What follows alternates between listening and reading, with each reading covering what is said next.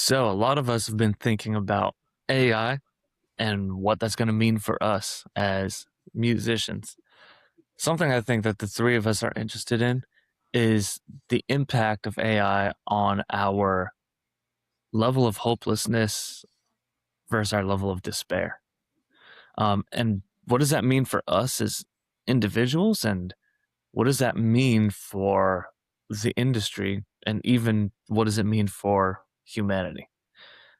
I think a lot of us have been observing these changes in AI, there's Suno and stuff like that. There's a lot of fear around having our jobs taken. I've personally listened to some of these AI generated vocals and have been blown away, like at how good these AI singers are. Literally listened to them and been like, this vocal performance is like if this was a real singer, this would be like one of the best singers on the planet right now. So it's very wild to have something that like the voice that we associate um with such a innate important part of our humanity be replicated by AI and to be have it done extremely well. Um for singers, for musicians, obviously this is a big cause for concern. But I'm hoping that in this conversation that we can provide some new ways of looking at it, and most importantly, I'm hoping that I can give a very compelling case for why hopefulness and a state of empowerment is the most logical, best position that you can take. And hopefully we can talk a little bit about how to do that in these times.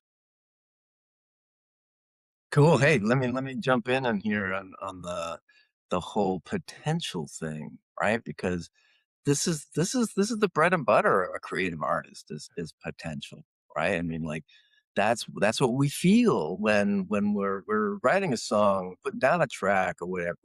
We feel the potential. We don't know what it's going to be. We're sitting on the edge of creation, and it's exciting, and yeah, there are choices to make, and that's what's cool. We're making these choices. That's our creative output, you know? And it's that feeling that's when we know we're in the groove when we're feeling that creative potential. And in one sense, it's kind of a choice. We can decide to, go into despair, but or hopelessness or whatever, and oh my God, all that. But that is completely taken ourselves out of the space of creation because there's no potential, there's no possibility in despair. That's the definition of it, right? You know, there's nothing there. So, as artists, as musicians, as creative human beings, we need to keep a close look on what are we choosing here, you know? Yeah, yeah. I'm gonna just jump in on that and kind of maybe provide a little scaffolding for this conversation because what you just said makes me think of something interesting. So you're talking about despair versus hopelessness and how that affects us when we're actually in the act of songwriting, right? So we can talk about that, and that's kind of like the micro level, and then we can take that and relate that to our entire industry, our society, humanity, Awesome. right? And how that works like on the collective consciousness scale. Um, so yeah, let's start just talking about songwriting and how that affects us. I mean, we've all coached artists. We've experienced ourselves too, but the thought process of like how when despair creeps in, what those thoughts look like and what how that affects our ability to be creative. Mm. I mean, it's a powerful testament to the question of what really is music and songwriting to us, Like, what is it? What is it that we're doing and why are we doing it? And what is it that we're trying to achieve through songwriting and through the expression of any artistic, creation. And for me, it really comes down to this, as in the act of the creation process, in the act of writing a song. Uh, for me personally, and I would, you know, I would attest to so many of my clients as well, having the, exact or similar experiences with feeling as if this song is being given to you. It's not something that you're creating even necessarily, whether we call it channeling or we call it, um, just tapping into a deeper flow of your own consciousness, however we want to think about it. Maybe it's both, maybe those things aren't exclusive to or mutually exclusive, but ultimately there's this inspired thing that's happening that allows us to tap into hearing before hearing, seeing before seeing, feeling before the manifested expression of that song. And you can literally experience the joy of that song, that melody, that, chord progression, that lyric. You can experience it before it's even manifested onto the paper or through the instrument or the microphone, And so that really, for me personally, begs the question, why is it that I'm writing or creating? And oftentimes I get caught in this idea that this ideation that it's that I need to give it out to the world and have it be heard and seen, and it's to give away to the world. And yeah, that can be true, but I would say even maybe more so, it's because it's the most joyful, blissful, insanely euphoric, and to me divine way of being in that flow state and experiencing my connection to my higher power, and so that's freaking human stuff right there. That's pure human stuff that it doesn't matter if I'm listening to somebody singing or playing one note. When they play that one note, like you hear BB King, he's not complicated. He just plays one band and you feel that, like that's the humanness of music. That's the joy of music. And this AI conversation really, I think, is tapping into us reevaluating the entire foundation of what music really is for. Whew. And what a blessing AI is for giving us that insight.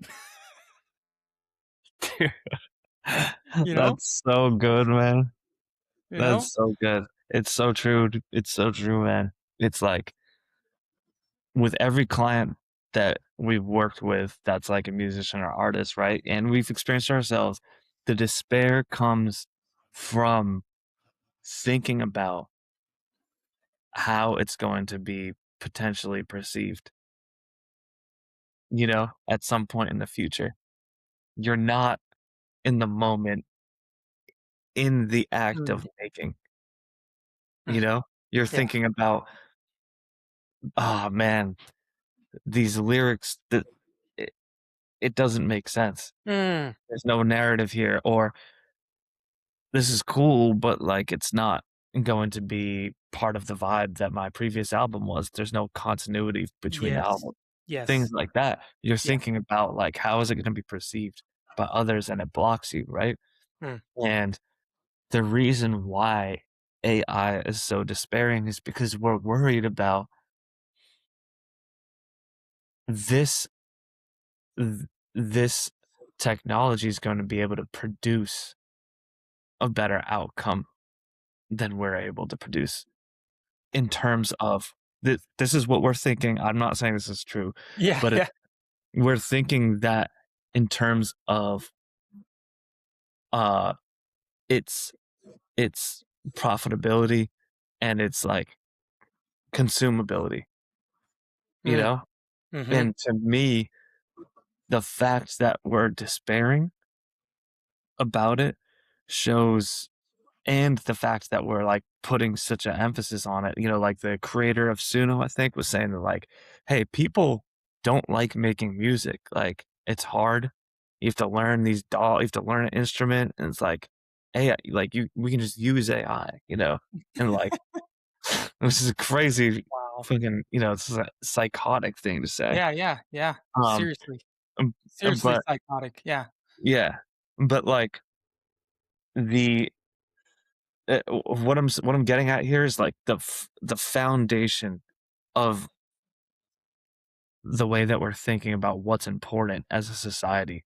Like Yeah. the bedrock of it is Mm. like when we're despairing, we're just confused about what it is that actually matters. You Mm-hmm. know? Yeah. Absolutely, absolutely. Because I mean, like, really, where does inspiration, where does potential live?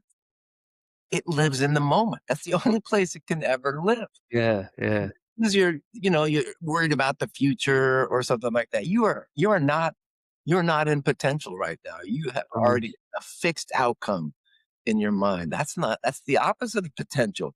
Potential is the unlimited space where this moment flows into, right? Or if you're comparing it, like you said, to like your previous work or whatever, again, it's like there's no potential. That's fixed. That's over. That's done. And I mean, we should take the lid off this question too, and this issue that AI does not have consciousness. It's Yeah. like this is what we have. Our consciousness has the ability to create. In fact, you know, uh, it's you don't have to be a musician to be an instrument of life. Every human being is an instrument of life. We are, we life is flowing through us and exploring all the possibilities for play and creativity and love that are possible. And it's where we get out of alignment with that things go bad. Hmm. That's so true. It's so true. I think it really speaks to uh kind of this fable lore of this, kind of story of these spiritual teachers coming in and sharing with society. Like one of the primary things that plagues society, at least in its manifested form, is that we are these divine beings that forget who we are. And so we go and try to create things that replicate us to make life easier or kind of make new discovery or whatever it is. But then we become its slave, Yeah, right? Something we created as, of service to us to better our world, to better our life. We become its slave, mm, yeah. you know? So And who's it, the yeah, who's the tool here? You know what I mean? Who's the tool? And, and it really does bring up this conversation that is wrapped around, I would say, where where are we hoping to get to with any form of technology? What is it that we're actually trying to achieve in life? Is it that we think that we're going to end up, if the fact of the matter is that every human on the planet lives and then one day dies? The ultimate fact of reality, mhm, right? Where are we trying to get to with the technology? To create all these different songs that are AI generated and all these things that we could really get into the discussion. Technical value as opposed to energetic value, right? Energy can neither be created nor destroyed, but technical things are just little mechanical functions in a time bound structure. And so AI is beautiful in the sense that it can help create a better life for us, more comfortable, maybe. It creates expediency. It creates, you know, it can basically, we could feed every person on the planet. We've always had the ability to do that. It's just been, you know, capitalized upon in such ways. But ultimately, like, what what are we trying to achieve with AI? What are we trying to achieve with, it brings us back to the core question: why do we create music? And it challenges us to face our own ego. It brings up this thing of like every musician that's at the table right now, ready to, put their hand in. Why are you here? Are you here just to get famous and just to get rich and just to live the life of this, that, and the other, and all the image of every rock star movie you've ever seen and play that game? Or like, are you being inspired by this divine source of energy that is what sparked that inspiration in the first place for you to ever pick up a guitar, ever play a note on the piano, ever sing a note? Why are you here? This is a challenge in a way. Like, what the hell are you doing here if you're giving up your rights to AI, or to anything for that matter? It's a question about, it's not, because I know how it can be like, well, how am I going to make it in the industry? How am I going to do what I love? How am I going to achieve the success that I'm trying to achieve? And there's nothing wrong with that, with what I'm trying to do in my music, in my art, in my craft. But it really comes back to this question that Sho and I, Liam and I, all of us are always working with people on. And we're on a continual basis for ourselves learning this as well. Constantly learning this for ourselves. It's not about the how. It's not about worrying about how you're going to get to the end goal, right? Because our minds, it's like, oh, well, AI is already taking over that opportunity. So why should I even try? Hopelessness, right? Mm-hmm. But ultimately, like, it's not about the how. And if we really get into the energetics rather than the technical side of things, the value of energetics rather than the value of technique or the technical ability of that AI singer, I'd rather listen to, some old dude or some old gal sitting on the porch just belting out their soul raw and real. It doesn't, the perfecting of the technical thing is not what we're after, point blank. We are after the energetics of a heightened state of being, the potential and possibility of what music does to us when we're on stage, when we're all one, we're in flow state, everybody in the whole freaking room, as cliche as it sounds, everybody's freaking one. We realize how one we are, right? That's why we play music. Exactly. And Sho, you were saying some things before about like how this fits into the bigger picture in our culture and everything. How are you seeing that now in light of what we're just saying here? Oh, I think that there's just a emphasis on the measurables, the tangible things.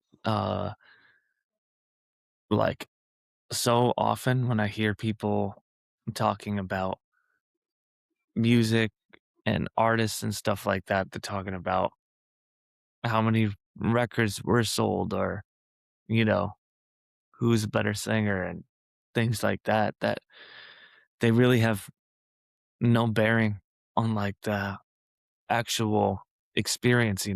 They're just, it's our logical brain trying to rationalize like why one thing is supposedly superior than the other. Yeah.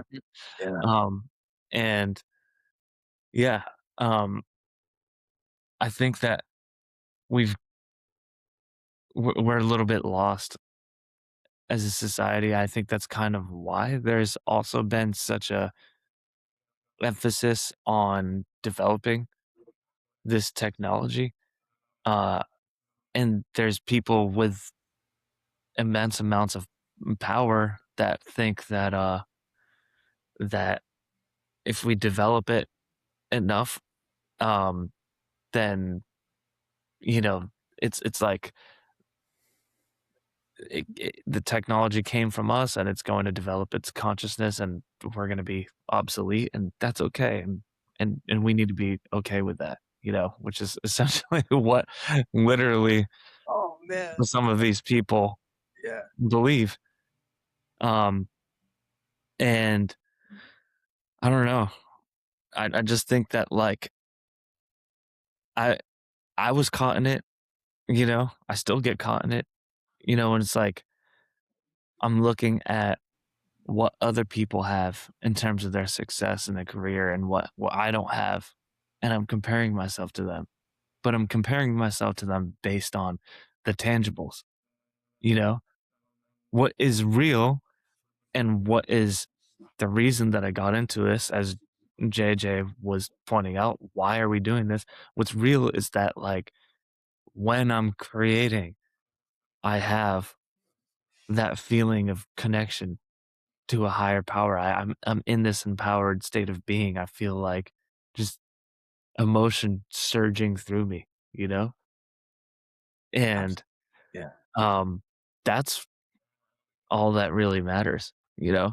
And it's so funny because it's like the more you tap into that and the more you just are prioritizing that, the more everything just seems to be like, it's okay. It's gonna be okay, you know?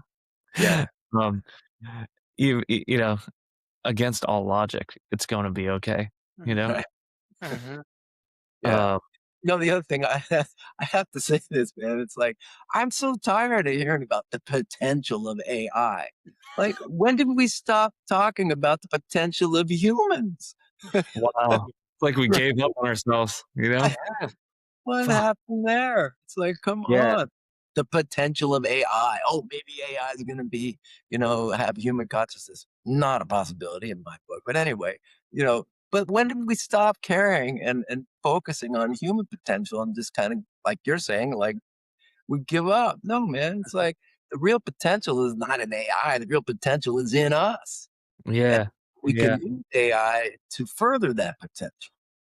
Man, imagine being like a younger generation, you know, the kids right now and just hearing all about the potential of AI and you know what I mean? It's like we just forgot about the potential of I feel the like yeah, I mean, our society does not care about young people. I mean, that's the truth. If you're like Gen Z now or whatever, I'm yeah. sorry, to say it, but you got screwed. This generation is really, but it's an interesting dichotomy because they have the least, like job prospects, ability to buy a house, have a family, all that kind of stuff.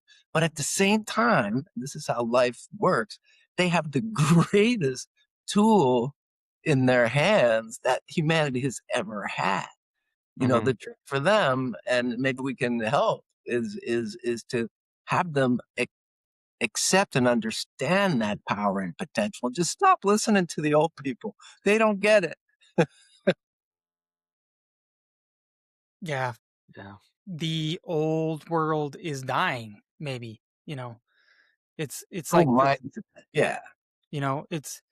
it's this whole, this whole mindset, this whole old belief system, this whole, I love speaking of it in terms of over, thousands and thousands of years, we've all collectively bought into, created, and perpetuated and propagated this mass spell on society that we're just worthless meat suits that have to prove our way and grind our way through life just to prove that we're worthy of love and we're good enough, and that if we achieve success, then we'll be good enough. If we achieve some feat or height of being in front of everyone, then we'll be worthy, then we'll be happy, then we'll have value, you know.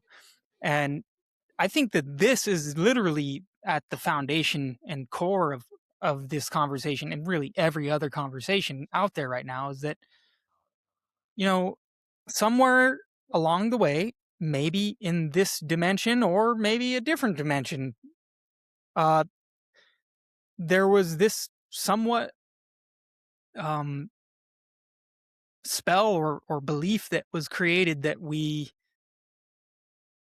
are separate and alone and not good enough. We're not worthy. And that being root, uh, simultaneously with this other thing of like having these feelings of infinite potential, and we can rise above and we can create and express and achieve, right? There's these two dichotomous things constantly at hand. And if that root of unworthiness or belief of unworthiness is still there, then there will be like generation after generation after generation that continuously puts more and more layers of how that's true and how you need AI to take care of everything in your life, and how, you know, like there's this forgetting, which I'll say it right out. There's every single tradition in the world, every single society in the world has ancient knowledge of human beings being literally divine beings. We are divine beings. Now, whether you believe like an alien mated with humans and created this hybrid, or you think it's higher consciousness descending down into the optimum form, or however you believe it, it doesn't matter. In our DNA, we know even there's untapped potential that when specific circumstances are met, these dormant DNA structures and strands that are inside of us unlock, and new potentials happen in ways that, like I remember this story that of my grandma.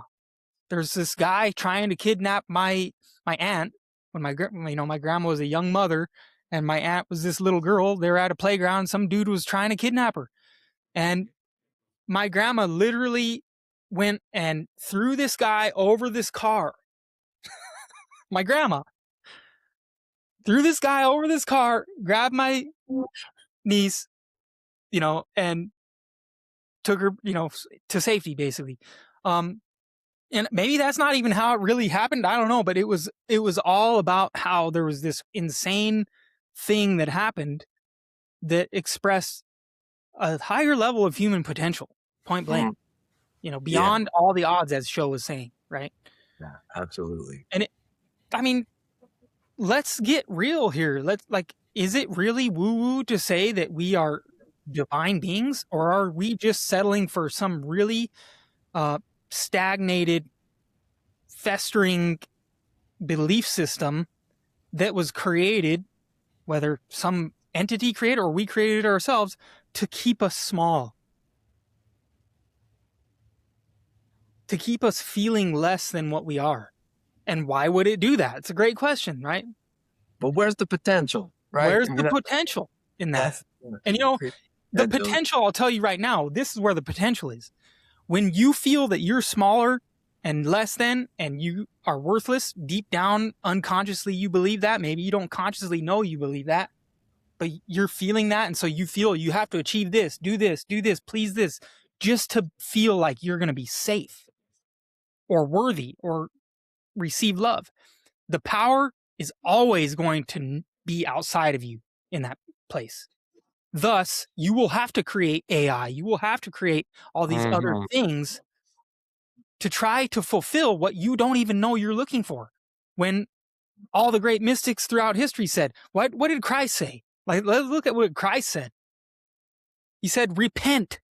And let's take that word, just that. We're not even going to go any farther than that, but let's just take that word.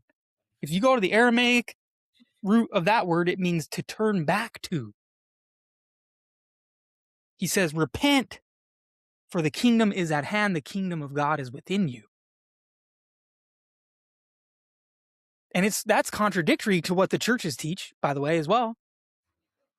I ain't going to say any different than that. Like, the churches don't teach that. Yeah, we got the power. The power is within you. He's saying turn back to the only place you can get that infinite power. Yeah. That's why we create music. It's the whole reason why we create music. You know what's so funny about that, though, is that, like, in the process of getting into music, at some point you become you want to do all these things with it. You have all these goals and stuff like that, right? Mm-hmm. And then in the pursuit of that goal, of those goals, you start placing your, as you were saying, is a good way of putting it. You place the thing that's going to make you okay, make you safe, and make you finally able to relax outside of you. And you decide that it's not within you. You decide that you will be able to have it once you achieve the goal, you know? And then the reason that you feel despair when there's the AI coming and you're writing a song and the lyrics aren't working and all the reason for despair is you're saying to yourself, I'm never gonna get there. And this is the thing about it is, as JJ is saying, is like you literally just don't have to even get there in the first place because it's within you already, you know? And that's what the spiritual journey is about. And that's from that place, when you connect to that thing inside of you, then there's hopefulness and a sense of empowerment. And from there, what kinds of actions do you think you take from a place of empowerment and confidence rather than the actions that you take from a place of despair? Well, for me, it's usually like things that create opportunity. There's potential in empowerment, right? From a place of empowerment, I might decide, you know, um, I'm just gonna try this while I'm writing a song. I don't know what is gonna happen with this lyric, but it's cool because I'm empowered. You know what I mean? Or I might say, hey, um, I don't know what I can do about this whole AI thing, but I'm gonna get a weekly digest uh that I put together with Claude, actually, a weekly digest of what's happening in geopolitics and technologies, and a short brief kind of action list of some things that I can do, you know? And that Nice. came from a place of empowerment and curiosity and creativity, not from a place of despair, you know? And all those things lead to me connecting with more people, me coming up with more creative solutions, et cetera, et cetera. Now, what I always think about is what happens when everybody does that, right? Like, this is It's a why party. this is where I was getting to is like, to me, I see the tremendous value in spreading the message of hope and empowerment, because Absolutely. when there's more of us that are feeling that, the more we feel empowered to band together, to be Yeah. creative, and to do something about the things that are happening, not from a place of, I need this in order to feel safe, but just from a place of just being in the flow state and feeling empowered and feeling like we have agency and we Mhm. have creative potential that's untapped, and it's just fun to tap it, you know? Mhm. Hmm. But that's so beautiful, show. Yeah. Let's drop it there, man. I think you tied it up in a nice bow. Yeah. Thank you. Thank you. Yeah. It really brings us full circle too, like what do we do with in this time? And we all kind of elicited or expressed our own individual reasons why to do this, but the what is basically get empowered, you know, Yeah. And let's find do that it empowerment. together and Let's make do it it a big together. part. Yep. Stand for each other, stand with each other, stand Yeah. beside each other, encourage each other, inspire each other, Yeah. lift each other up. And man, it's what it's all about. And maybe it takes divisive things like this to trigger us to realize what we actually do have to lose, which Mm, is that love and that power and that connection and that community and all of that. Our humanity. yeah, yeah. One thing I would say too is, that, when we're talking about encouraging each other, lifting each other up, and all that stuff, is to not forget that it starts within. Mm, Starts with you feeling empowered. And what will naturally come out of that state is all those things, you know? you're just going to be more encouraging, more lifting in from a real raw place, you know? Mhm. Um, yeah, and there's plenty of people out there, that talk about ways to get empowered, including us. We've talked about it a lot on Mhm. channel, and, Yep. yeah, yeah, Yeah, the resources are out there. Cool. absolutely. And just all of you watching, reach out to us for any extra support, help in your journey. Like, we're here for whoever is willing and ready to jump on board with a process that goes deeper for them individually. And there's always free resources in that regard for you, whoever's listening as well. And the channel, so much of the how, right? How to get empowered, because that's many times the question. How, okay, I feel like shit right now, bro. How do I get empowered? You know? And look, check out everything we've shared here. Like Sho said, there's so many resources out there as well, but be proactive about it. Value your own time, your own self, and discover what is actually possible for you, um, that's available, you know? So Um, cool. thanks, everyone. All right. Good Peace and talk. love, brothers. Yeah.